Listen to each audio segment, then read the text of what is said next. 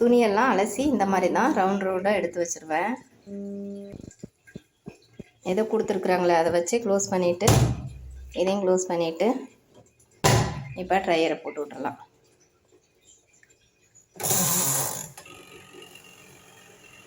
அவ்வளோதான், அது அப்புறம் சரியாயிடும். அப்படியே பாருங்கள், ஸ்லோவாக வந்து சரியாயிடும். இப்போ தான் கொஞ்சம் கொஞ்சம் விளக்கிட்டும் இருந்தேன். அப்பப்போ கொஞ்சம் கொஞ்சம் வந்து நிற்கிறப்ப 4 நாள் விளக்கிடுறது. இந்த பிளாஸ்டிக் டப்பாவை கூட விட்டு வைக்கிறது இல்லை. இது காளான் வந்தது. இதை கழுவி வச்சுன்னா இதுக்குள்ளே பால் பாக்கெட்டு போட்டு ஃப்ரிட்ஜுக்குள்ளே வச்சுக்குவேன். அப்புறம் இப்போ கொஞ்சம் பால் காய வச்சேன். சரி, பால் காப்பி வைக்க வேணாம், பால் டீ வைக்க வேணாம் அப்படின்னு கொத்தமல்லி டீக்கு தண்ணி கொதிச்சிக்கிட்டு இருக்குது. இந்த பக்கம் கொத்தமல்லியும் ஒரு ஏலக்காயும் போட்டிருக்கிறேன். இடிச்சாச்சு, இப்போ கொட்டிக்கலாம். டீயை போட்டு வச்சுட்டு மேலே போய் துணி காய் போட்டு வந்தால் அதுக்குள்ளேயும் டிகாஷன் இறங்கியிருக்கும். இப்போ கொதி வந்ததுமே ஆஃப் பண்ணி மூடி வச்சிடலாம். மூடி எடுத்துகிட்டு வரேன்.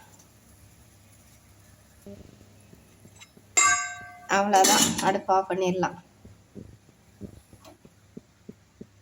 இந்த மல்லியில் இந்த ஸ்பூனில் 2 ஸ்பூன் தலையை தட்டி போட்டால் போதும். ஒரு ஏலக்காய். ஏலக்காய் தான் அவ்வளோ விலை. அன்றைக்கி 90 ரூபாய்க்கு ஒரு பேக்கெட் வாங்கிட்டு வந்தேன் டவுனில்.